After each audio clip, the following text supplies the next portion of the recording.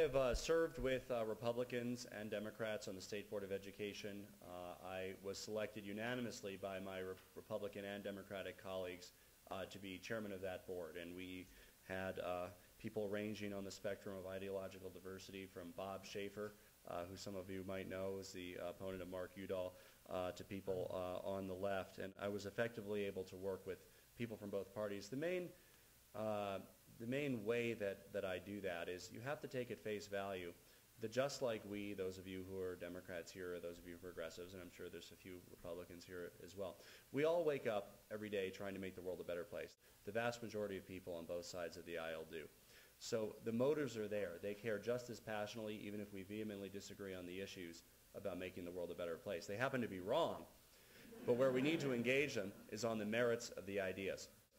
And quite frankly, one of the most dangerous influences to people on both parties is the role of the special interests and the campaign finance apparatus that has tremendous influence within both parties. One of the most disconcerting things for me to see as a Democrat is when the Democrats took the majority in Congress, a lot of the same special interests that had been piling money into Republican Party coffers, oil and gas industry, insurance industry, pharmaceutical industry, started to pile money into Democratic Party coffers.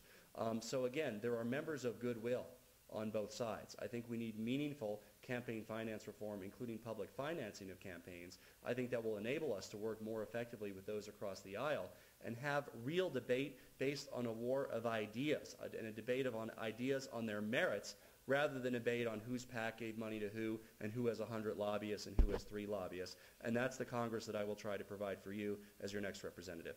As I said earlier, I spent more than a quarter century of my life working on conservation issues, and the last 15 or so raising 3 children through the public school system here in Boulder. And in my capacity, in both my working job as well as my volunteer work, the issue of partisanship just is not an issue. If you're trying to work with a rancher, and a county commissioner, an environmentalist, and a business person to put together a land deal, it just doesn't matter if you're Republican or Democrat. These are issues that you come together on. A guy named Bob Perry, who's a rancher up in Carbondale, has a piece of land. As you're leaving Carbondale, go to McClure Pass, 1,100 acres on the right-hand side there. He's 88 years old. We started working on this. He couldn't be more different than me ideologically and politically. But we set that aside because we both shared the same goal around saving his family's ranch. After months and months of building trust and respect with each other, we got it done. And that's what I think is sorely missing in Washington. Things have gotten so partisan and so divided that people have forgotten their way. You're sitting across the table at school with a fellow parent, you don't ask them what their party is. You're just focusing on what's the best thing for your kid and for their kid. You have that common and shared interest. I want to bring that spirit to Congress. At the end of the day, it's a lot about creating relationships with another human being and gaining their trust and respect. If you can do that from the very beginning, and this great story about Mark Udall, frankly, that I love, is that within the first 6 months of him being in Congress, he knew everybody's name in the House of Representatives, all 434 other people, and he knew something about them. That's the kind of commitment we need to respect every other person in that body, so that you have a basis from which to develop a trust around all these issues. The last question from the audience, it's got wonderful questions. I've just picked one because I think it's a difficult one. It says, Thanks. Alternative energy solutions, says the questioner, requires upfront capital with little ongoing returns. Each dollar's worth of energy displaced requires tens of dollars of capital input. The US uses more than $1 trillion worth of oil, coal, and gas each year, more than $1 trillion.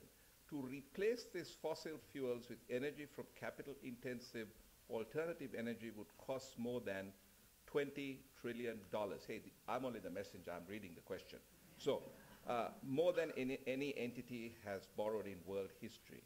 How do you come up with the capital to build enough alternative energy systems to replace a significant part of our fossil fuel use? There's a huge economic issue right now about our energy use. We're spending $1 billion a day, every day, on imported oil.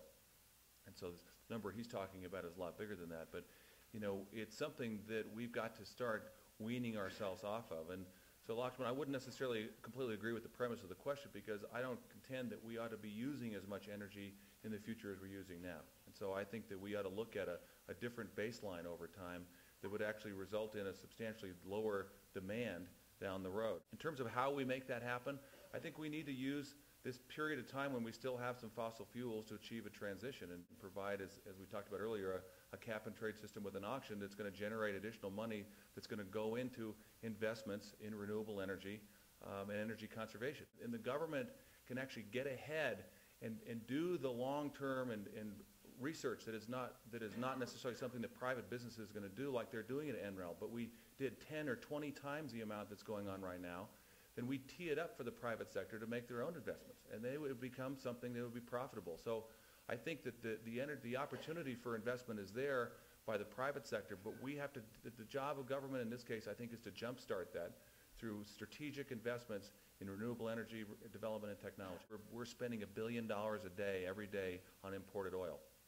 And so the number he's talking about is a lot bigger than that. But, you know, it's something that we've got to start weaning ourselves off of. And so, Lakshman, I wouldn't necessarily completely agree with the premise of the question, because I don't contend that we ought to be using as much energy in the future as we're using now. And so I think that we ought to look at a different baseline over time that would actually result in a substantially lower demand down the road. Driving down the cost of capital for renewable energy is a critical challenge. I have a friend who has a good idea who's doing something like this right here in Louisville.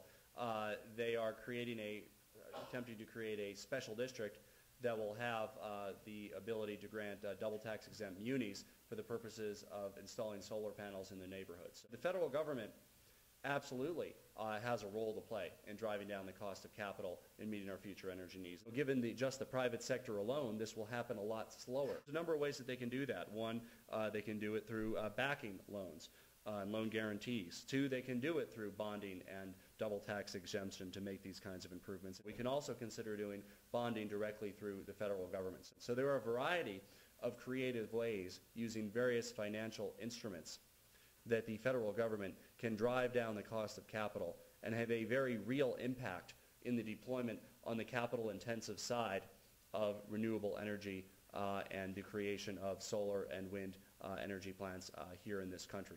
In fact, we can bond from some of the future savings that are incurred by deployment of solar and wind technologies. And we can grant favorable tax treatment for those bonds as well to drive down the cost of capital even lower. The best single thing is to find a way to effectively bond the future savings in a tax-favorable way that allows them to be recognized up front. So I talked earlier about doing that on the demand side to encourage conservation, but there is also great potential to do that on the supply side as well, which will factor into the decisions of both individuals and businesses in terms of how we create our sustainable energy future. Think about the cost of not doing things, and that's part of the problem that always happens in government. There's never a cost analysis on what you should have done or what you could have done, and we're in a position right now to see that we have oil at, what is it, $3.09 a gallon at the pump if you're not in Boulder. Maybe if you're a little bit outside of Boulder, I'm not sure what it is inside of Boulder.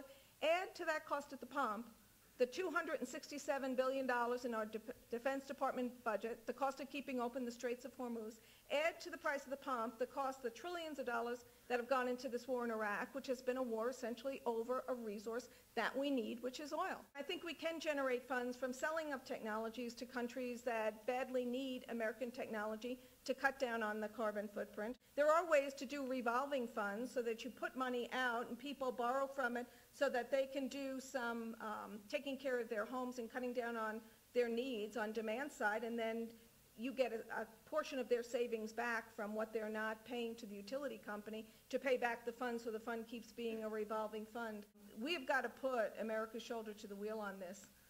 Not only is our future at stake and our ability to have jobs and have a first world nation here, but the lives of our sons and our daughters and grandchildren are at stake if we don't make ourselves an energy independent country. I guess I'd like us to think about what happens if we don't become a mecca for and use of renewable energies. What will our Department of Defense budget look like as we try to import more and more oil from places that are more and more hostile to us and held hostage by people that don't have our best interest at heart at the amount we pay for the fuels that we're going to import? That's a very high price to pay for not doing something.